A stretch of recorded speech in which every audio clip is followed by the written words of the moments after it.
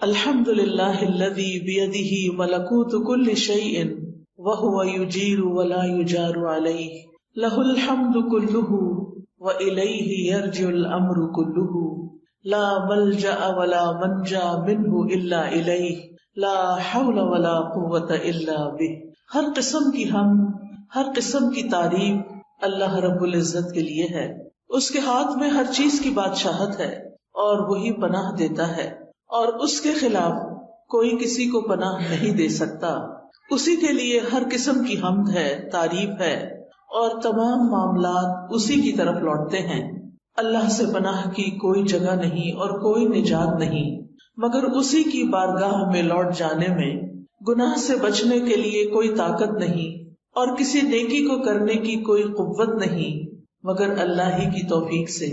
اللہ کی توفیق سے ہم آج کے اس پروگرام کا آغاز کرتے ہیں۔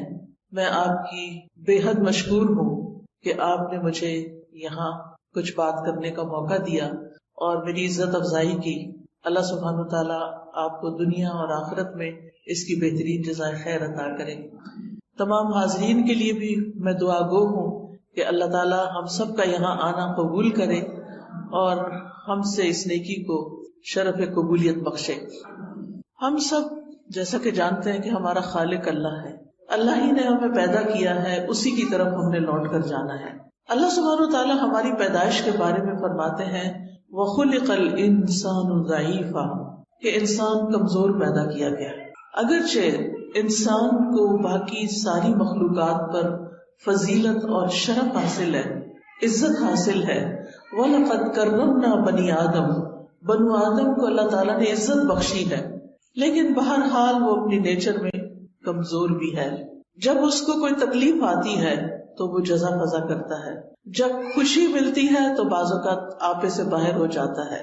اللہ سبحانہ وتعالیٰ نے انسان کے اندر یہ سب کچھ کیوں رکھا ہے؟ اس لیے کہ اگر اللہ تعالیٰ انسان کو شیر جیسی طاقت دے دیتا اور ہاتھی جیسا جسم دے دیتا اور اسی طرح پرندوں جیسی اڑان بھی دے دیتا تو پھر انسان آپے سے باہر ہو جاتا، اپنے رب کے آگے نہ جھکتا۔ اللہ سبحانہ وتعالیٰ نے انسان کو اپنی عبادت کے لیے پیدا کیا، اپنی اطاعت کے لیے، اپنی پہچان کے لیے۔ وَمَا خَلَقْتُ الْجِنَّ وَالْإِنسَ إِلَّا لِيَعْبُدُونَ، کہ میں نے جن و انس کو اپنی عبادت کے لیے پیدا کیا، اور علماء اس کا معنی یہ بھی کرتے ہیں کہ لِيَعْرِفُونِ، کہ تاکہ یہ مجھے پہچانے۔ باقی تمام کائنات چاہے فرشتے ہوں یا دیگر چیزیں ہوں، وہ اپنے رب کو پہچانتی ہیں، ان کے اندر پروگرامنگ ہی ایسی کی گئی ہے کہ ان کے لیے کچھ مشکل نہیں۔ لیکن انسان کو اللہ نے چونکہ امتحان کے لیے پیدا کیا، اس کی رہنمائی اگرچہ کی، لیکن اس کے ساتھ ساتھ یہ ہے کہ صحیح معنوں میں اللہ کی پہچان اور اس کو پہچان کر، اس کی عظمت کو پہچان کر، اس کی صفات کو پہچان کر اس کے آگے جھک جانا، اپنی خوشی سے، اپنی چاہت سے، اپنی مرضی سے، اپنی چوائس سے، اس میں انسان کی عظمت رکھی گئی۔ یعنی انسان کی عظمت اس میں نہیں کہ وہ خدا بن بیٹھے، انسان کی عظمت اس میں ہے کہ وہ بندہ بن کر جیے۔ انسان اگرچہ عقل رکھتا ہے اور عقل کی طاقت باقی تمام طاقتوں سے بڑی طاقت ہے، لیکن اس کے ساتھ ساتھ انسان جذبات بھی رکھتا ہے۔ انسان کے اندر خوشی کے، غم کے جذبات بھی ہیں۔ انسان کو اللہ سبحانہ وتعالیٰ نے صرف ہڈیوں اور گوشت پوست کا مجموعہ نہیں بنایا، اس کے اندر روح رکھی، اس کا نفس ہے، اس کا دل ہے، اس کے جذبات ہیں، اس کے خیالات ہیں، اس کی پسند و ناپسند ہے، اس کا اختیار ہے۔ بہت سی کوالٹیز کے ساتھ انسان کو پیدا کیا، لیکن اس کے ساتھ ہی اللہ تعالیٰ نے انسان کو اپنا بندہ بننے کے لیے، اپنی عبادت کے لیے مخصوص کیا کہ یہ اپنی خوشی کے ساتھ میری طرف رجوع کرے۔ چونکہ انسان کمزور ہے، لہذا وہ ہمیشہ اپنے سے بڑی کسی ہستی کا محتاج بھی ہے، جس کا ذکر اللہ تعالیٰ قرآن مجید کی سورۃ فاطر میں کرتے ہیں، یا ایھا الناس انتم الفقراء الی اللہ، اے لوگو تم سب اللہ کے محتاج ہو، واللہ هو الغنی الحمید، اور اللہ وہ تو غنی ہے، قابل تعریف ہے۔ ان یشاء یذھبکم، اگر وہ چاہے تم سب کو لے جائے، ویأتی بخلق جدید، اور نئی مخلوق پیدا کر دے. وما ذلک علی اللہ بعزیز، اور یہ چیز اللہ پر کچھ بھی مشکل نہیں ہے. لیکن وہ ہماری کمزوریوں، ہماری کوتاہیوں، ہماری غلطیوں، ہمارے گناہوں، ہمارے جرائم، ہماری ہر چیز کے ساتھ ہمیں زندگی کی مہلت دیتا ہے، توبہ کی توفیق دیتا ہے، اپنی طرف آنے کے مواقع فراہم کرتا ہے. لہذا ہم سب کی خوش قسمتی، خوشنودی اور ہماری کامیابی اس میں ہے کہ ہم ہر موقع پر اللہ سبحانہ تعالیٰ کی طرف رجوع کرنے والے ہوں. ہم اسی پر بھروسہ کریں، ہم اسی کا سہارا لیں، ہم اسی سے مانگیں، اسی سے پناہ طلب کریں، غم اور دکھ میں اسی سے فریادیں کریں اور اسی سے ہم حفاظت مانگیں. اور وہ یہ سب کچھ کرنے پر قادر ہے. اللہ سبحانہ تعالیٰ کو انسان کی کمزوری کا اعتراف بہت پسند ہے. جب انسان اللہ سبحانہ تعالیٰ کی بارگاہ میں ہاتھ اٹھاتا ہے، جب اللہ سبحانہ تعالیٰ کی بارگاہ میں سجدے میں سر رکھ دیتا ہے، تو جب انسان کا سر زمین پر ہوتا ہے وہ سب سے زیادہ اللہ کے قرب کا وقت ہوتا ہے، اللہ سبحانہ تعالیٰ کے قریب ہونے کا، اللہ سبحانہ تعالیٰ کے محبوب ہونے کا. اور جب انسان ہاتھ اٹھا لیتا ہے تو اللہ سبحانہ تعالیٰ ان کو خالی نہیں لوٹاتا. وہ اس بات سے شرماتا ہے کہ کسی کا ہاتھ اٹھا ہوا خالی لوٹا دوں. لہذا انسان کو اپنی تمام ضروریات میں، اپنی تمام مشکلات میں، اپنی تمام حاجات میں، اپنی ہر طرح کی پریشانیوں میں اللہ سبحانہ تعالیٰ کی طرف ہی رجوع کرنا چاہیے.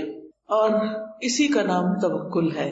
جب انسان اپنی ضروریات میں اللہ کا سہارا لیتا ہے تو اللہ سبحانہ تعالیٰ کا سہارا لینا توکل کہلاتا ہے. اور اسی کی ہم سب کو ضرورت ہے کہ جب ہمیں کچھ مشکل ہو تو ہم کہیں حسبنا اللہ ونعم الوکیل، ہمیں اللہ کافی ہے اور وہی بہترین کارساز ہے، وہی سارے کام بنانے والا ہے. اور جتنا جتنا ہمیں اللہ تعالیٰ کی ذات پر زیادہ یقین ہوگا اور جتنا ہم اللہ سبحانہ تعالیٰ کو زیادہ پہچانتے ہوں اتنا ہی اس کی طرف رجوع بھی زیادہ ہوگا.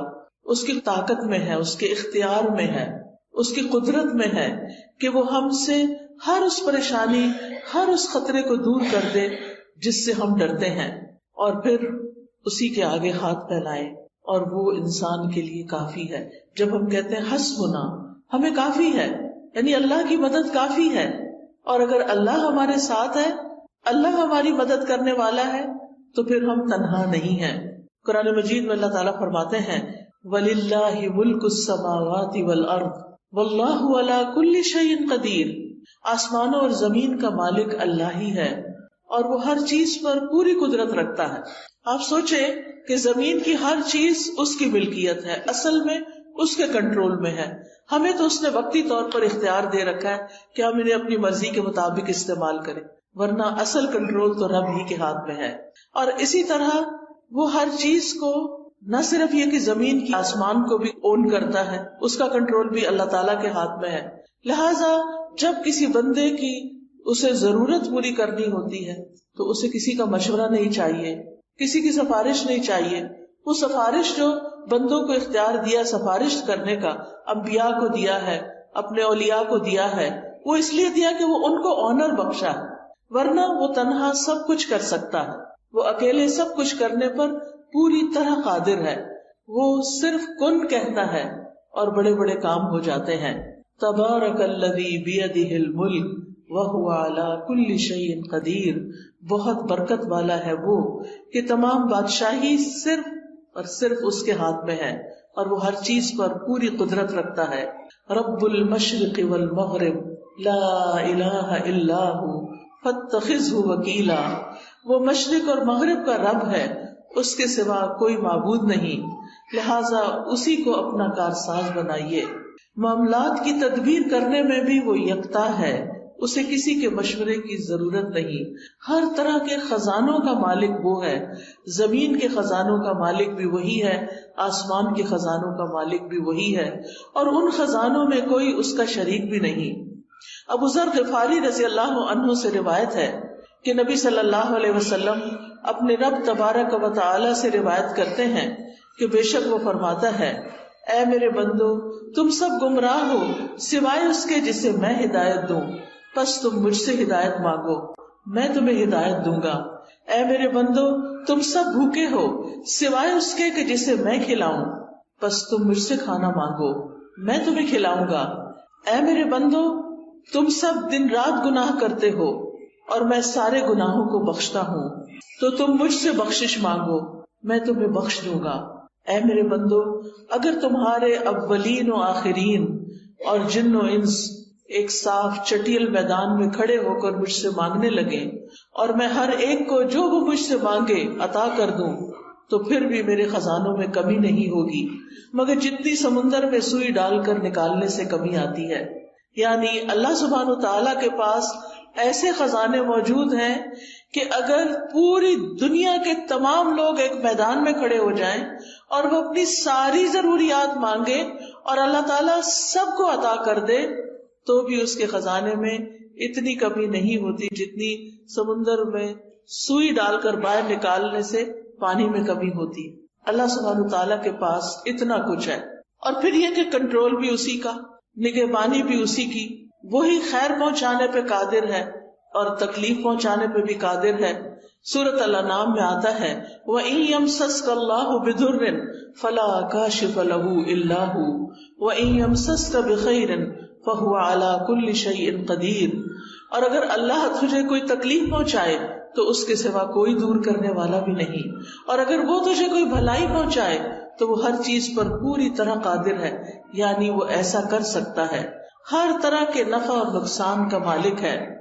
نبی صلی اللہ علیہ وسلم نے فرمایا جان رکھو اگر ساری امت مل کر بھی تمہیں نفع پہنچانا چاہے تو وہ تمہیں نفع نہیں پہنچا سکتی سوائے اس کے جو اللہ نے تمہارے لیے لکھ دیا، اور اگر ساری دنیا کے لوگ مل کر تمہیں کوئی نقصان دینا چاہیں تمہیں کوئی نقصان نہیں دے سکتا سوائے اس کے جو اللہ نے تمہارے لیے لکھ دیا، جو تمہارے مقدر میں ہے تمہارے امتحان کے لیے، تمہاری آزمائش کے لیے، وہ تو پہنچے گی تکلیف، لیکن ادروائز انسان تمہارے خلاف کتنی بھی سازشیں کریں وہ کامیاب نہیں ہو سکتے سوائے اس کے کہ اللہ کا اذن ہو کہ کسی بندے کو اس نے کیسے آزمانا ہے.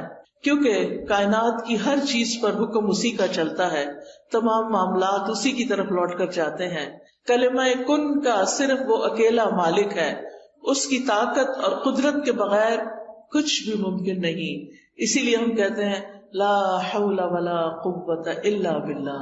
نہ کسی دکھ کو، غم کو، پریشانی کو دور کرنے کی طاقت کسی میں ہے اور نہ ہی کوئی نیکی کرنے کی اور خیر حاصل کرنے کی قوت کسی میں ہے سوائے اس کے کہ جو اللہ کرے، اور اللہ کے سوا کوئی اور کسی چیز کا حقیقی مالک نہیں.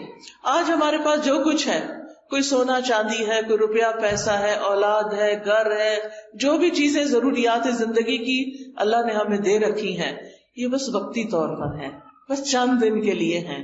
جو ہی ہماری آنکھ بند ہوگی سب کچھ یہیں چھوڑ کے جانا ہے، اور جب دنیا کا آخری انسان بھی ختم ہو جائے گا تو پھر صرف اللہ ہی کی ذات باقی ہوگی. وَلِلَّهِ مِيرَاثُ السَّمَاوَاتِ وَالْأَرْضِ. آسمانوں اور زمین کی ساری میراث، ساری وراثت تو صرف اللہ ہی کی ہے. سب نے چھوڑ کر جانا ہے، ساتھ کسی نے کچھ نہیں لے کے جانا. اصل حقیقی مالک تو وہی ہے، لہذا اس کے سوا سارے سہارے کمزور ہیں. بعض اوقات ہم انسانوں کو اپنا سہارا سمجھتے ہیں. ایک عورت یہ سمجھتی ہے کہ اس کا شوہر اس کے لیے سب کچھ ہے، بڑی ہو جاتی ہے، شوہر چھوڑ کے جاتا ہے تو وہ سمجھتی ہے اولاد ہی سب کچھ ہے. لیکن آپ نے دیکھا ہوگا کہ بعض لوگوں کے ایسے یہ سہارے ہیں ہی نہیں، شادی ہی نہیں ہوئی، یا ہوئی تو شوہر ساتھ چھوڑ کے چلا گیا، یا دنیا میں بھی ہے تو ساتھ چھوڑ کے چلا گیا ہے، بچے ہیں تو وہ اپنی اپنی دنیا میں مشغول ہیں. تو پھر باقی کون ہے ہمارے لیے؟ ہمارا رب ہی تو ہے.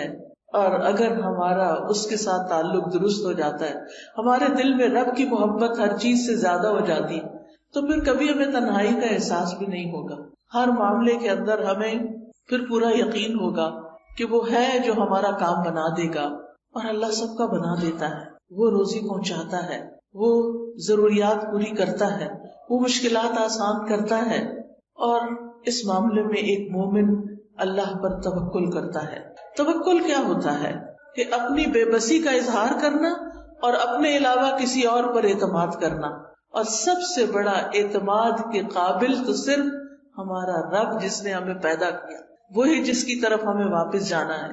یعنی دنیا اور آخرت کے جتنے بھی فائدے ہیں یا جتنے بھی نقصانات ہیں، ان سب کے معاملے میں صرف اور صرف اللہ رب العزت کی ذات پر بھروسہ کرنا، اور یہ ایمان رکھنا کہ اللہ کے سوا کوئی نہیں دے سکتا، نہ کوئی روک سکتا ہے، نہ کوئی نقصان دے سکتا ہے، اور نہ کوئی فائدہ پہنچا سکتا ہے. حتیٰ کہ ہمارے ماں باپ بھی، ہمارے بہن بھائی بھی، ہمارے عزیز قریب بھی اسی وقت ہمیں کچھ فائدہ پہنچا سکتے ہیں جب اللہ ان کے دل میں ڈالتا ہے. اصل قوت اللہ ہی کی ہوتی ہے. آپ نے کبھی تجربہ کیا ہوگا کہ کچھ وقت ایسا ہوتا ہے کہ ہمارے پیارے ہمارے بڑے قریب ہوتے ہیں اور کبھی کبھی وہی نگاہیں پھیر لیتے ہیں. رات ہی کوئی خاتون مجھ سے ذکر کر رہی تھی کہ ان کی بیٹی نے 10 سال شادی نہیں کی کہ میں نے کسی خاص اسی بندے سے شادی کرنی ہے جس کو وہ پسند کرتی تھی. کہتی 10 سال اس نے سٹینڈ لیا، باپ مانتا ہی نہیں تھا، خاندان مانتا نہیں تھا، لیکن اس لڑکی نے کہا اگر نہیں شادی کریں گے تو شادی نہیں کروں. اتنی محبت، دونوں میں ہی بڑی محبت. لڑکے نے بھی شادی نہیں کی، اس نے بھی شادی نہیں کی. شادی ہوئی ہے، 8-10 سال بڑے اچھے گزرے ہیں، اور پھر لڑکے کی نگاہیں بدل گئیں اور عورتوں میں دلچسپی لینی شروع کر دی. اور لڑکی ہے کہ غم کے مارے اس کا برا حال ہے. ہر نعمت اللہ نے اس کو دی لیکن اس کو دنیا کی کوئی چیز اچھی نہیں لگتی. ہوتا یہی ہے جب ہم اللہ سے بڑھ کر کسی کو چاہتے ہیں، جب اللہ سے زیادہ کسی سے محبت ہو جائے، جب اللہ سے زیادہ کسی کو سہارا سمجھنے لگے، تو اللہ سبحانہ وتعالیٰ دنیا میں ہمیں دکھاتا ہے کہ دیکھو یہ کام کے نہیں ہے. اللہ تعالیٰ کو غیرت آتی ہے اس بات پر کہ بندہ اللہ سے بڑھ کر کسی اور سے محبت کرے. لہذا وہ بندہ ہی انسان کو توڑ دیتا ہے، وہ بندہ ہی انسان کو چھوڑ دیتا ہے، اور پھر باقی کون ہوتا ہے؟ صرف اللہ ہی ہوتا ہے. لہذا ہم سب کا فائدہ اسی میں ہے. چاہے ساری دنیا ہم سے محبت کرنے والی ہو، لیکن ہم پھر بھی صرف اللہ کی طرف رجوع کرنے والے. محبت کرنے والوں سے محبت ضرور کریں، لیکن اللہ سے بڑھ کر نہیں، جس نے ہمیں سب کچھ دیا. ہمارا سب کچھ اسی کے لیے ہونا چاہیے جس نے ہمیں یہ سب کچھ عطا کیا ہے. ہمارا یہ جسم، ہماری یہ سننے دیکھنے کی قوت، ہماری یہ بولنے کی قوت، ہمارا کھانا پینا، رزق روزی، سب کچھ تو اس کی طرف سے آیا. لہٰذا ہمیں رجوع بھی اسی کی طرف کرنا چاہیے، اپنا سب کچھ اسی کے نام کرنا چاہیے. حیاتی کلہ للہ، اپنی ساری زندگی اسی کے لیے وقف کرنی چاہیے، اسی کو راضی کرنے کے لیے، اسی کو خوش کرنے کے لیے. لہٰذا یہ یقین رکھنا بے حد ضروری ہے کہ اللہ ہی ہمارے لیے کافی ہے. ابن الجوزی توکل کی تعریف کرتے ہوئے کہتے ہیں توکل یہ ہے کہ انسان اللہ پر بھروسہ کرتے ہوئے اللہ کی اچھی تدبیر کی بنا پر اپنا معاملہ اللہ کے سپرد کر دے. یعنی زندگی میں جب بھی کوئی اہم معاملہ پیش آئے، کوئی غم ہو، کوئی دکھ ہو، کوئی پریشانی ہو، کوئی مسئلہ اٹک جائے، تو پھر کیا کرے؟ کوشش ضرور کرے لیکن بھروسہ صرف اللہ پہ کرے، اور اللہ سبحانہ وتعالیٰ سے دعا کرے کہ اللہ تو سب کچھ کر سکتا ہے، تیرے لیے تو کچھ بھی مشکل نہیں. ہم انسان ہیں، ہم فقیر ہیں، ہم کمزور ہیں، تو کمزور نہیں. تو رب العرش العظیم ہے، تو عظیم عرش کا رب ہے، تو آسمانوں کا مالک ہے، تو زمین کا مالک ہے، تو چاند ستاروں کا مالک ہے، تو ہر چیز کا مالک ہے. تیرے لیے تو یہ کام کچھ بھی نہیں، تیرے لیے تو اس مشکل کو آسان کرنا کچھ بھی نہیں. اس لیے میں تجھی سے فریاد کرتی ہوں، تیری ہی طرف رجوع کرتی ہوں، تیرے ہی آگے جھکتی ہوں اور تجھی سے سوال کرتی ہوں. تو مانگنے سے خوش ہوتا ہے، تیرے بندوں سے مانگے تو وہ ناراض ہوتے ہیں. جب تجھ سے سوال کرتے ہیں تو پسند کرتا ہے اپنی طرف لوٹ کر آنا، لیکن جب بندوں سے کچھ مانگتے ہیں تو بندے ناراض ہوتے ہیں. ابن رجب حنبلی کہتے ہیں توکل یہ ہے کہ دنیا اور آخرت کے تمام امور میں فائدوں کو حاصل کرنے اور تکلیفوں کو دور کرنے میں اللہ عز و جل پر دل سے سچا اعتماد. یعنی جب کوئی مشکل پیش آئے تو انسان گھبرائے نہیں، فوراً رب کی طرف دل ہی دل میں رجوع کرے اور کہے میرا رب کر دے گا. ان ذالک علی اللہ یسیر، میرے رب کے لیے یہ کام بہت آسان ہے، اس کے لیے مشکل نہیں ہے. اسی طرح عبداللہ بن داؤد کہتے ہیں کہ توکل یہ ہے کہ انسان اللہ سے اچھا گمان رکھے، ہمیشہ پازیٹو رہے، مایوسی کی طرف نہ جائے، کیونکہ مایوسی کفر ہے. مایوسی انسان کو خودکشی تک لے جاتی ہے. مایوس انسان زندگی کو انجوائے نہیں کر سکتا. لہذا ہمیشہ امید سے رہے، اللہ تعالیٰ کی طرف رجوع کرتے ہوئے ہمیشہ یہ سوچے کہ یہ مشکل آسان ہو جائے گی. ہو جائے گا. اللہ ہے نا. عام طور پہ لوگ کہتے میں ہوں نا، لیکن بہت دفعہ میرے ہوتے ہوئے بھی کچھ نہیں ہوتا. لیکن جس کی زندگی میں رب ہوتا ہے اس کے لیے کچھ بھی مشکل نہیں رہتا. شقیق بن ابراہیم کہتے ہیں توکل اللہ کے وعدے پر دل کا مطمئن ہونا ہے، کہ اللہ نے وعدہ کیا ہے نا کہ میں تمہاری پکار سنتا ہوں، میں تمہاری دعائیں سنتا ہوں، تو پھر اطمینان رکھیں کہ وہ اس نے سن لی ہے، اور وہ ایک وقت آئے گا، ایک دن آئے گا کہ وہ پوری ہو جائے گی. وہ العزیز ہے، الحکیم ہے. العزیز کا مطلب ہے کہ وہ غالب ہے، قادر ہے، ہر چیز کر سکتا ہے، لیکن اس کے ساتھ حکیم ہے. وہ صرف ہماری مرضی کے مطابق نہیں چلتا، وہ پوری کائنات کو چلا رہا ہے. وہ پوری کائنات کو سامنے رکھ کر جو چیز ہمارے فائدے کی ہوتی ہے، جس وقت وہ ہمیں ملنی چاہیے وہ اس وقت دیتا ہے. بعض اوقات آپ دیکھیں انسان اللہ سے دعا کرتا ہے اور چاہتا ہے کہ بس میں اٹھوں مصلے سے اور میرا کام ہو جائے، اور کئی دفعہ ہو بھی جاتا ہے لیکن کئی دفعہ نہیں ہوتا. اب اس میں ہم دیکھتے ہیں کہ یوسف علیہ السلام بچے تھے، ابھی بالکل ابتدائی عمر تھی ان کی، اپنے والد سے جدا کر دیے گئے. وہ کتنا روتے تھے ان کے لیے، اور ان کے دل میں یہ یقین تھا کہ میرا رب میرے بچے کو واپس لائے گا. لیکن رب کب واپس لائے؟ 40 سال کی. اس 40 سال میں یوسف علیہ السلام کی کیسی کیسی تربیت نہیں ہوئی، کیسی کیسی ان پہ آزمائشیں نہیں آئیں.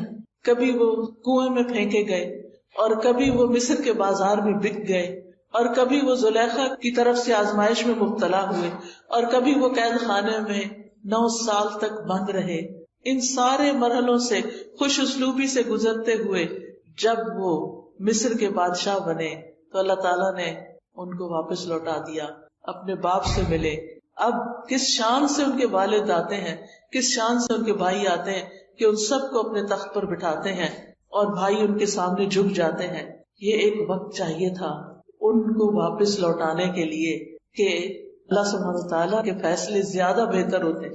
بعض اوقات ہم یہ چاہتے ہیں بس ہمارا بچہ ہمارے پاس ہی رہ کے ادھر ادھر نہ جائے، پتہ نہیں اس کو کیا ہو جائے گا. لیکن جو اللہ پہ بھروسہ کرتے ہیں وہ بھیج دیتے ہیں. میں نے تو اللہ کے حوالے کیا. اللہ نے یوسف علیہ السلام کی حفاظت کی تھی، پورے مصر میں ایک بھی ان کے سوا مسلمان نہیں تھا. اللہ حفاظت کرے گا.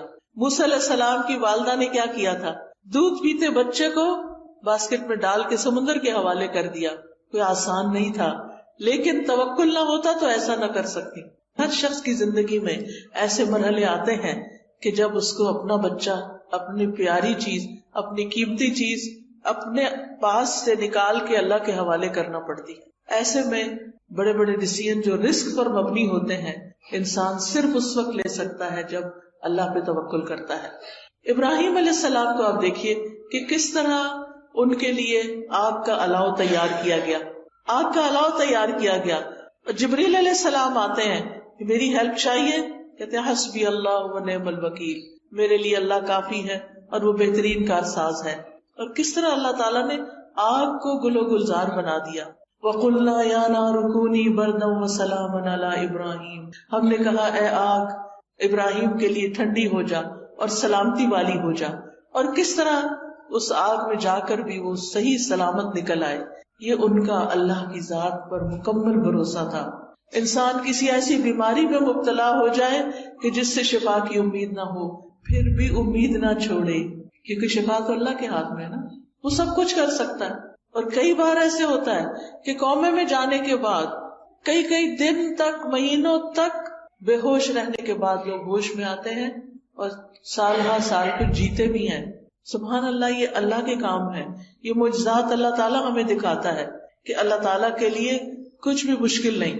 زکریا علیہ السلام نے کس طرح ساری زندگی امید نہیں چھوڑی اور اللہ تعالیٰ سے مانگتے رہے، اور کس بڑھاپے میں کہ ان کے سارے بال سفید ہو چکے تھے، ان کی بیوی بھی بانجھ تھی، کیسے اللہ نے ان کو یحییٰ علیہ السلام جیسی اولاد عطا کی. کیا دکھایا؟ اللہ سب کچھ کر سکتا ہے. اللہ بوڑھی عورت کو بھی اولاد دے سکتا ہے.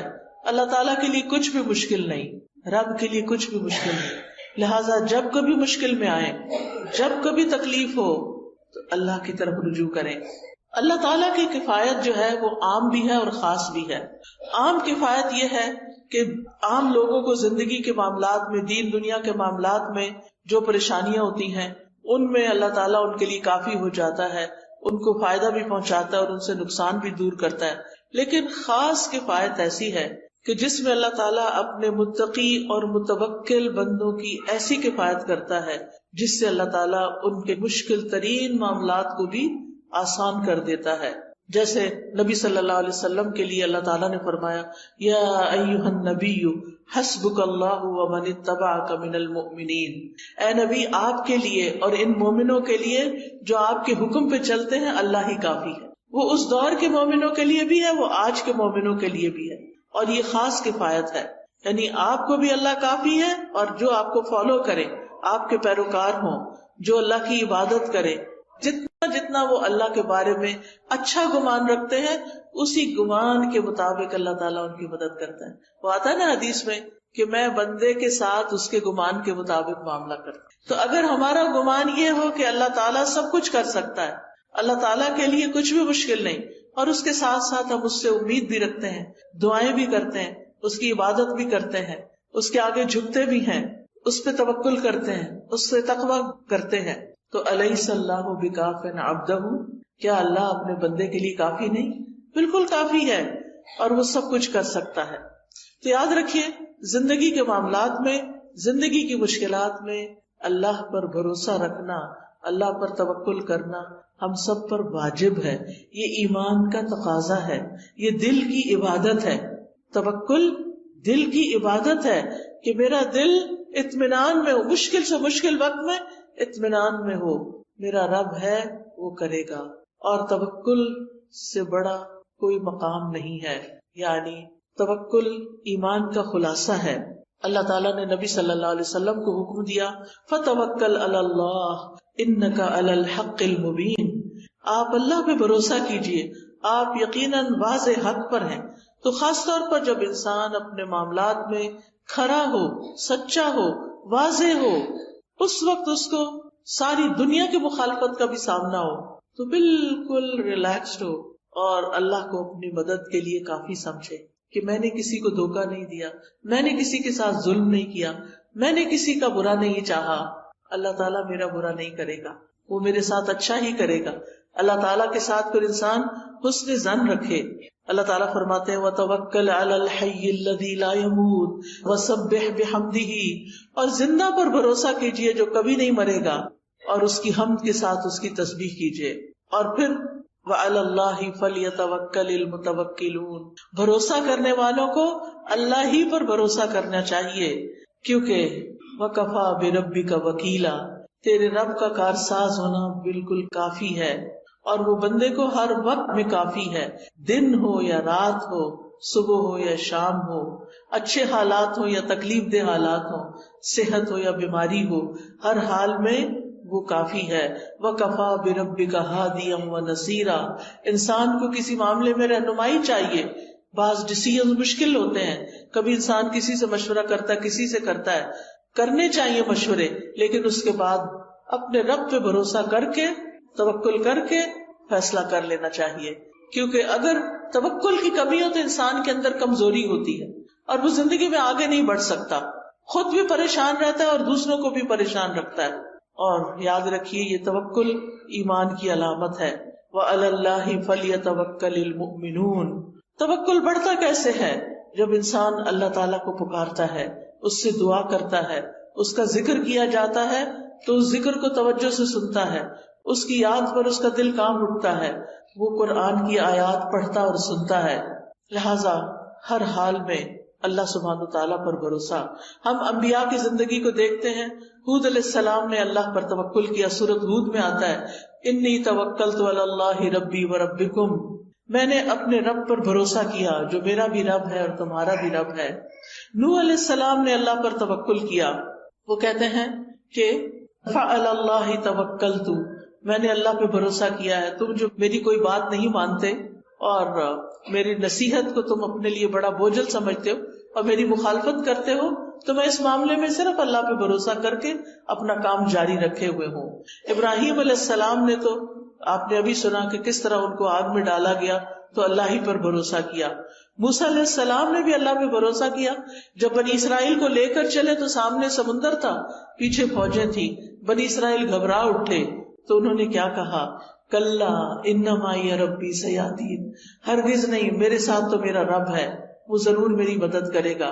نبی صلی اللہ علیہ وسلم نے غار ثور میں اللہ ہی پر بھروسہ کیا.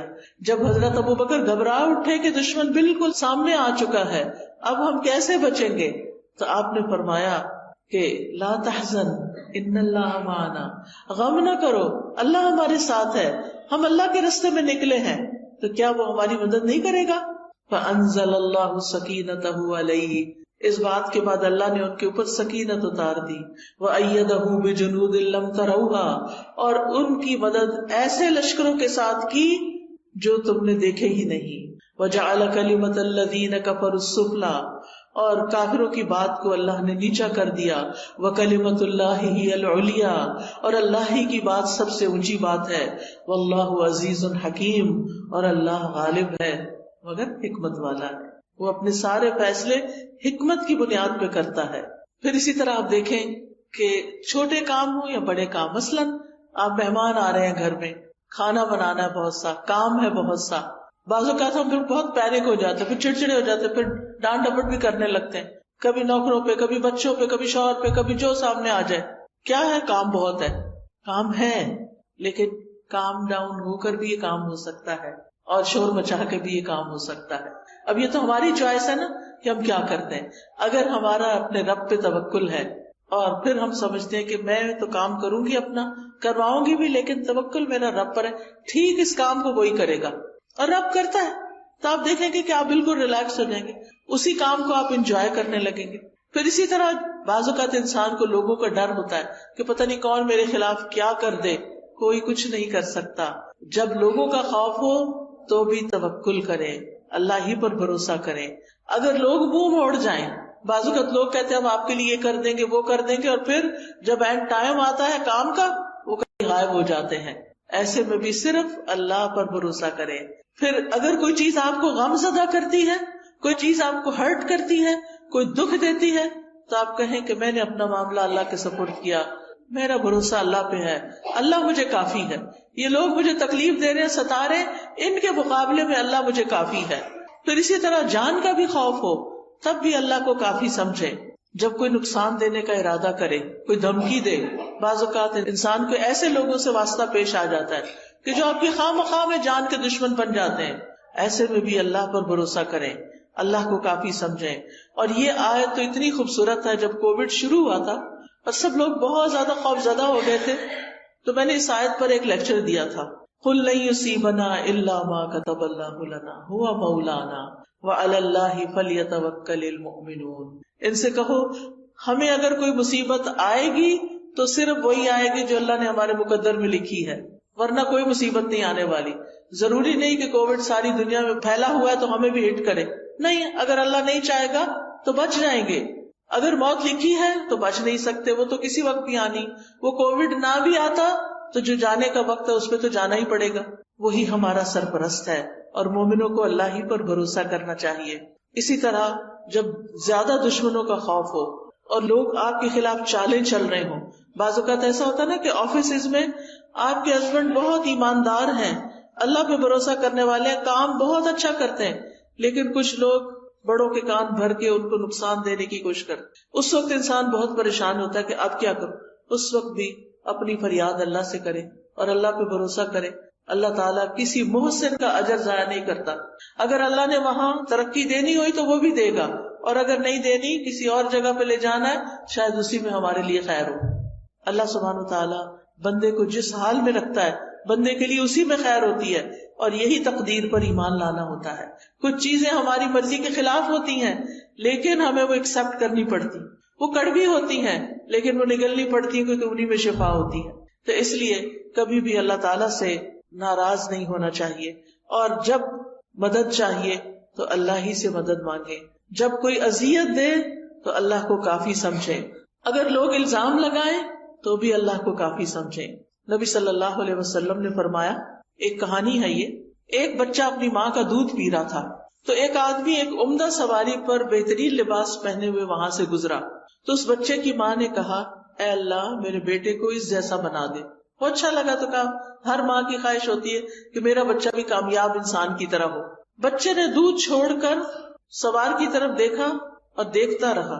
پھر وہ بچہ کہنے لگا، اللہ مجھے اس جیسا نہ بنانا. پھر وہ ایک لونڈی کے پاس سے گزرے، یعنی ماں بیٹا، جسے لوگ مارتے ہوئے کہہ رہے تھے کہ تو نے زنا کیا ہے، تو نے چوری کی ہے. وہ جواب میں کہتی حسبی اللہ و نعم الوکیل، یعنی میں نے نہیں کی، اب میرا کوئی مددگار نہیں، میرے لیے اللہ کافی ہے اور تو بہترین کارساز ہے. اس بچے کی ماں نے کہا اے اللہ تو میرے بیٹے کو اس عورت کی طرح نہ بنانا. بچے نے پھر دودھ پینا چھوڑا، اس عورت باندی کی طرف دیکھا اور کہنے لگا اللہ مجھے اس جیسا بنا دے. بچے نے کہا بے شک وہ پہلا آدمی جابر تھا، ظالم تھا، تو میں نے کہا اللہ مجھے اس جیسا نہ بنانا. اور یہ عورت جسے یہ لوگ کہہ رہے تھے کہ تو نے زنا کیا، نہ اس نے زنا کیا تھا نہ چوری کی، تو میں نے اس لیے کہا کہ اللہ مجھے اس جیسا بنا دے. کہانی کا مطلب کیا ہے کہ اگر کوئی آپ پر الزام لگائے تو اللہ تعالیٰ دودھ پیتے بچے کو بھی آپ کے حق میں کھڑا کر سکتا ہے اور آپ کی صفائی اس کے ذریعے بھی پیش ہو سکتی ہے. اللہ کافی ہے نا. وہ اللہ کو پکار رہی تھی، کوئی آگے نہیں بڑھا اس کی مدد کے لیے. ایک راہ چلتی ایک عام سی عورت کا بچہ دودھ چھوڑ کے بول رہا ہے اس عورت نے چوری نہیں کی، اس عورت نے زنا نہیں کیا، تو بری ہو گئی.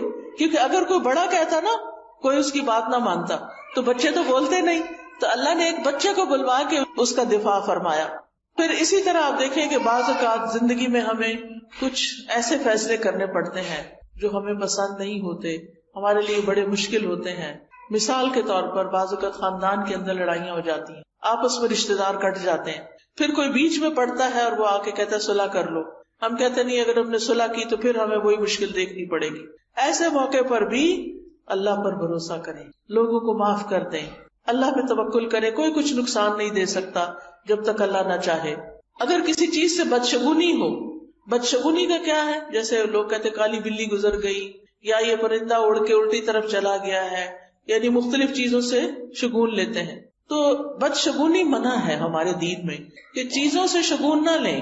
لیکن اگر کبھی ایسی کوئی چیز دل میں شیطان ڈال دے تو پھر اپنے کام کو جاری رکھیں اور اللہ پہ بھروسہ رکھیں. یعنی کچھ لوگ ہوتے ہیں وہ کام چھوڑ دیتے ہیں. کئی دفعہ ایسے ہوتا ہے نا کہ ہم شام کی فلائٹ پہ جانے والے ہوتے ہیں، صبح کی فلائٹ کا کریش ہو جاتا ہے. کبھی کبھی ایسے خبریں سننے کو ملتی، ہم کیا کہتے ہیں ہم نے نہیں جانا. نہیں، کام جاری رہیے. اس کو بدشگونی نہ لے کہ وہ صبح ہوا تو آج کے دن شام بھی ہوگا، کیونکہ اس طرح انسان اگر شگون لینے لگے تو زندگی کے کام رک جاتے ہیں. نفع نقصان اللہ کے ہاتھ میں ہے.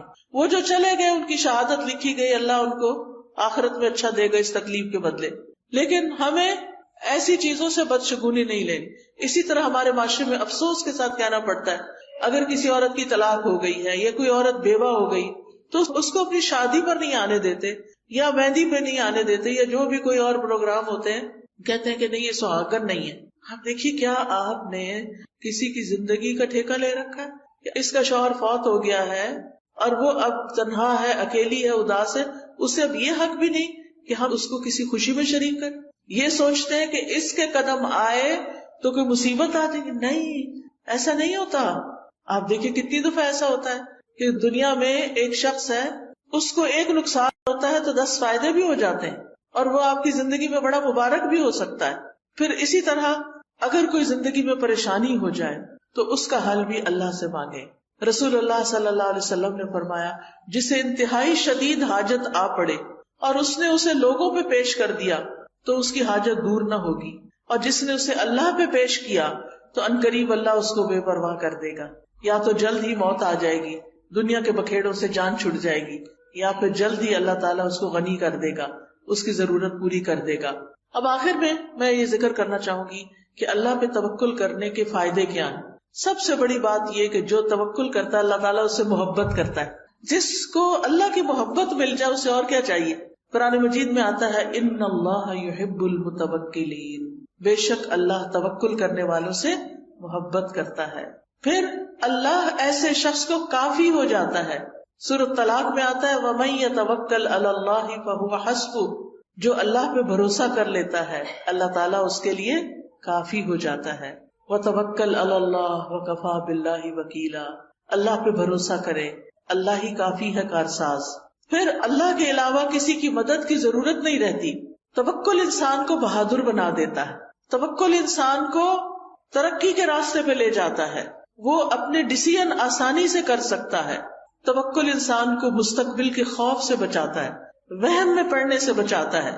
شیطان کے مقابلے میں حفاظت انسان کو مل جاتی، کیونکہ شیطان جو ہے وہ انسان کے دل میں وسوسے ڈالتا ہے، خوف ڈالتا ہے. الشیطان یعدکم الفقر، شیطان تم سے محتاجی کا وعدہ کرتا ہے، تم محتاج ہو جاؤ گے، تم غریب ہو جاؤ گے، تمہیں کوئی نہیں پوچھے گا، تمہیں چھوڑ دے گا، تمہارا ہسبینڈ چھوڑ دے گا، فلاں چھوڑ دے گا، فلاں کر دے گا. نہیں، یہ سب شیطان کے وسوسے. یاد رکھیے، ایک چھوٹا سا نسخہ آپ کو بتاتی ہوں، الحمدللہ جس کو بھی بتایا اللہ نے اس کو فائدہ دیا. وہ نسخہ کیا ہے؟ جب دل میں اس طرح کی گھبراہٹ پیدا ہونی شروع ہو، جب دل میں طرح طرح کے وسوسے آئیں، جب دل خوف کا شکار ہو، ہے یہ کام کیسے ہوگا، ایک تو آپ کہیں حسبی اللہ لا الہ الا هو علیہ توکلت وہو رب العرش العظیم. اللہ پہ توکل کریں. شیطان جو آپ کے دل کے اوپر اٹیک کر رہا ہے بار بار، اس کو بھگانے کے لیے، دل کی حالت درست کرنے کے لیے 3 دفعہ پڑھیں اعوذ باللہ السمیع العلیم من الشیطان الرجیم من ہمزہ ونفخہ ونفثہ اعوذ باللہ السمیع العلیم من الشیطان الرجیم من ہمزہ ونفخہ ونفثہ اعوذ باللہ السمیع العلیم من الشیطان الرجیم من ہمزہ ونفخہ ونفثہ. 3 دفعہ یہ پڑھ کے اپنے دل کے اوپر تھتکارے. ایک ہوتا پھونک مارنا، خالی پھونک نہیں، جیسے تھپ تھپ تھپ ایسے کر کے. انشاءاللہ اگر آپ روز اس طرح کرنا شروع کر دیں، آپ کا دل ٹھہر جائے گا، آپ کو ایک اطمینان اور قرار نصیب ہوگا، اور آپ کے وسوسے دور ہو جائیں گے، آپ کے دل کے خوف دور ہو جائیں گے، آپ کی پریشانیاں دور ہو جائیں گی، اور آپ اپنی زندگی کو انجوائے کر سکیں گے. آپ دیکھیں جو ہمارے پاس بعض اوقات ساری نعمتیں ہوتی ہیں، کھانا بھی ہے، اچھا لباس بھی ہے، زیورات بھی ہیں، گھر ہے، گاڑی ہے، شوہر ہے، بچے، دل پتہ نہیں کہاں ہے. دل میں خوف ہے، دل میں غم ہے، دل میں پریشانیاں ہیں. ان کو نکالنا بڑا ضروری ہے، اس کی صفائی بڑی ضروری ہے. اور یہ صفائی ہوتی ہے شیطان کو باہر پھینکنے سے، اور شیطان ڈرتا ہے اس کلام سے جو میں نے آپ کو پڑھ کے سنایا. آپ یہ کرنا تو شروع کریں، آپ زندگی کو انجوائے کرنے لگیں گے. آج کا ہمارا سفر کافی زیادہ تھا. ہم صبح سویرے جب نکلے ہیں، پہلے گھوٹکی آئے، وہاں لیکچر کیا، پھر وہاں سے سکھر آئے. نیا شہر تھا، یہ بھی نہیں پتا ہوتا نا کتنی دیر میں آ جائے گا، تو وہ ہوتا ہے اچھا ابھی آ رہا، ابھی آ رہا، ابھی آ رہا، ابھی. پھر وہ گاڑی کہیں اور مڑ جاتی، پھر لیکن میں اندر سے بہت ہی خوش تھی. کہتی تھی کہ اللہ کی خاطر ہے نا یہ سفر، اللہ کی خاطر ہے نا. میرا کوئی رشتہ نہیں آپ سے، لیکن مجھے اللہ کی خاطر آپ سے محبت ہے کہ ہم یہاں اللہ کی خاطر جمع ہوئے ہیں، اور اللہ تعالیٰ ان کو جزا دے جنہوں نے اس کا انتظام کیا. اور یہ چیز انسان کو کتنا خوش کر دیتی کہ میں آج ان لوگوں سے ملوں گی جن کو میں نے زندگی میں کبھی نہیں دیکھا. میں آج ان لوگوں کو کچھ خیر کی باتیں بتاؤں گی جن کو میں نے زندگی میں کچھ نہیں دیا. تو یہ چیز جو ہے، شیطان کے وسوسے جب دور ہو جاتے ہیں تو پھر پازیٹیو تھنکنگ شروع ہو جاتی ہے. پھر آپ ہر سچویشن کو انجوائے کرنے لگتے ہیں، ہر چیز آپ کو خوش کرنے لگتی ہے، آپ کو تھکاوٹ بھول جاتی ہے، آپ کو سفر کی تکان دور ہو جاتی. میں نے راستے میں اتنا انجوائے کیا کھجوروں کے باغ دیکھ کے، مجھے تو مدینہ ہی یاد آتا رہا. میں کبھی دائیں دیکھتی، کبھی بائیں دیکھتی، مجھے ہوتا تھا یہ منظر غائب نہ ہو جائے کہیں. اتنی خوبصورت سینری. مجھے پہلی دفعہ اس راستے سے سکھر آنے کے لیے پنجاب سے سندھ میں آنے کا اتفاق ہوا ہے، لیکن اتنا خوبصورت لگا ہے. سندھ کی پتہ نہیں کیسی پکچر لوگ پیش کرتے ہیں کہ پتہ نہیں وہاں کیا حالات ہیں، حالانکہ الحمدللہ اللہ نے اتنی نعمتیں دی ہیں، اتنا خوبصورت علاقہ ہے، اتنی یہ گرینری ہے. دریائے سندھ دیکھنے کو ملا، پیچھے میں نے دیکھا سارے دریا سوکھے ہوئے تھے، نہریں سوکھی ہوئی تھی. پہلی دفعہ پانی دیکھنے کو ملا. اللہ کی کس کس نعمت پر شکر ادا کرے انسان. تو خوش ہونے کے لیے بہت سی چیزیں رکھی اللہ نے، بے پناہ مناظر رکھے. آسمان دیکھیں، زمین دیکھیں، درخت دیکھیں، پھل دیکھیں، ریڑیاں بھری پڑی ہیں فریش فروٹ سے. آتے ہوئے ہم نے کہا کہ یہیں سے فروٹ لے جاتے، پتہ نہیں سکھر ہے، پتہ نہیں ملے گا کہ نہیں. لوگوں نے ڈرایا ہوا ہوتا ہے نا، لیکن میں نے کہا کہ یہاں تو اس سے بھی اچھا پڑا ہے، اتنی اچھی اچھی چیزیں. تو بات یہ ہے کہ ہمیں نا جب شیطان ڈراتا ہے تو ہم نعمتوں کو دیکھنا ہی بھول جاتے ہیں. نعمت سامنے رکھی ہوتی ہے، ہمارا دھیان پتہ نہیں کہاں ہوتا ہے، ہم اس پریشانی میں ہی کھوئے ہوئے ہوتے ہیں. تو اس شیطان مردود سے پناہ مانگے، اللہ کی پناہ لیں، اور ان وسوسوں کو دل سے نکالیں. لائف کو انجوائے کریں، لائٹ فیل کیا کریں، ہر سچویشن سے فائدہ اٹھایا کریں. اگر کوئی تکلیف ہو گئی ہے تو صبر کر کے اجر کمائیں، اور اگر کوئی نعمت نظر آ رہی ہے تو شکر کر کے اجر کمائیں. اور مومن کے لیے ہر وقت اجر کمانے کے مواقع ہیں، ہر وقت، الا یہ کہ وہ اپنے آپ کو خود ہی اذیت میں مبتلا رکھے اور صرف پریشانی کی بات سوچتا رہے. اللہ سبحانہ وتعالیٰ ہمیں بچے دیتا، اگر ایک بچہ نہ ہماری بات مانے تو 5 بچوں کی فرما برداری ہمیں سمجھ ہی نہیں آتی. اگر 5 سیٹلڈ ہیں، اپنے گھروں والے ہیں، لیکن چھٹا جو ہے نا پڑھ نہیں رہا، تو بس سارا وقت اسی کی کڑن کڑن کڑن، نہیں، اس سے باہر نکلیں، اس کا ایک وقت ہے، یہ بھی ٹھیک ہو جائے گا. دعائیں زیادہ کریں اس گڑنے اور جلنے کی بجائے. اور یہ کہ بچے بات نہیں مان، دیکھیں ہم اپنا بچپن یاد کریں، ہم بڑے فرما بردار تھے، ہم نے بھی تو ماں باپ کو ستایا ہوگا نا. تو یہ مکافات کی دنیا ہے، دنیا میں پھر اللہ تعالیٰ دکھاتا بھی ہے، اور اس میں صرف صبر کی ضرورت ہے. وقت آنے پہ یہ ٹھیک ہو جائیں گے. ان معصوموں سے اچھی امیدیں رکھیں، ان کے سامنے خیر کی بات کریں، کبھی منفی بات نہ کریں، کبھی نیگیٹو بات نہ کریں، اچھا کردار پیش کریں کہ نہیں ٹھیک ہو جائے گا، اچھا ابھی نہیں، اچھا آ جائے گا، امتحان میں کم نمبر ہے، اچھا نیکسٹ ٹائم ہم اور ٹرائی کریں گے، کوئی بات نہیں. کچھ ماں باپ تو پیچھے پڑ جاتے ہیں، A+ اور A* اور پتہ نہیں کیا کیا بنا دیا گیا، یہ کیوں نہیں آیا تمہارا، تمہارے دوست کا کیوں آ گیا. کئی بچے خودکشی تک کر لیتے ہیں. یہاں تک میں نے سنا ہے کہ ان کے ماں باپ جن کے کبھی خوش نہیں ہو کے دیتے، ظاہر ہے ماں باپ کی شکل دیکھ کے بچہ خوش ہوتا ہے، جب ماں باپ کو خوشی نہیں وہ کسی وقت دیکھتا تو اس کے لیے زندگی میں کیا رہ جاتا ہے. لہذا بہت ضروری ہے کہ ہم توکل کرنا سیکھیں اور مستقبل کے خوف سے بچیں، اور وہم اور بدشگونی اور ان چیزوں سے اپنے آپ کو بچائیں. کیونکہ رسول اللہ صلی اللہ علیہ وسلم نے فرمایا نحوست پکڑنا شرک ہے، اور ہم میں سے کوئی نہیں جس کو وہم لاحق ہو جاتا ہے کہ ہاں یہ چیز ایسے ہوگی تو پتہ نہیں اب کیا ہوگا، مگر اللہ توکل کے ذریعے اس چیز کو ختم کر دیتا ہے. یعنی ان وہموں، وسوسوں اور ان چیزوں کا، منفی سوچوں کا علاج اللہ پہ توکل ہے، اور توکل کرنے والوں کے لیے آخرت میں بہت بڑا اجر ہے. سورۃ النحل میں اللہ تعالیٰ فرماتے ہیں وَلَأَجْرُ الْآخِرَةِ أَكْبَرُ لَوْ كَانُوا يَعْلَمُونَ الَّذِينَ صَبَرُوا وَعَلَىٰ رَبِّهِمْ يَتَوَكَّلُونَ. اور آخرت کا اجر تو بہت بڑا ہے، کاش وہ لوگ جانتے ہوتے. یعنی جن لوگوں نے صبر کیا اور اپنے پروردگار پہ بھروسہ کرتے ہیں ان کے لیے بہت بڑا اجر ہے، ان کے لیے جنت ہے. اللہ تعالیٰ فرماتے ہیں والذین آمنوا وعملوا الصالحات، وہ لوگ جو ایمان لائے اور انہوں نے نیک عمل کیے، لنبوئنہم من الجنت غرفا، ہم ضرور انہیں جنت کے اونچے گھروں میں جگہ دیں گے، تجری من تحتها الانہار، جن کے نیچے سے نہریں بہتی ہیں، خالدین فیہا، وہ اس میں ہمیشہ رہیں گے. نعم اجر العاملین، عمل کرنے والوں کا اجر کتنا اچھا ہے. الذین صبروا وعلی ربہم یتوکلون، کون ہے یہ عمل کرنے والے؟ جو صبر کرتے ہیں اور اپنے رب پر بھروسہ کرتے ہیں. یہ زندگی کی گاڑی بھروسے پر ہی چلتی ہے، لہٰذا اللہ کو تھام لیں، اللہ سے اپنا تعلق مضبوط کر لیں، اللہ کی کتاب کو تھام لیں، اللہ کی کتاب کو سمجھ کر پڑھیں. ایسے لیکچرز، ایسی کلاسز، ایسے استاد ڈھونڈیں کہ جو آپ کو اللہ سے جوڑ دیں، جو آپ کو زندگی گزارنے کا ڈھنگ سکھا دیں، جو اس کتاب ہدایت سے آپ کو جوڑ دیں. تو اللہ سبحانہ تعالیٰ سے دعا ہے کہ اللہ تعالیٰ ہم سب کو کمزور سہاروں کو چھوڑ کر اللہ کا مضبوط سہارا پکڑنے کی ہمیں توفیق عطا فرمائے. ہم اپنی ساری امیدیں اللہ ہی سے وابستہ کرنے والے ہوں.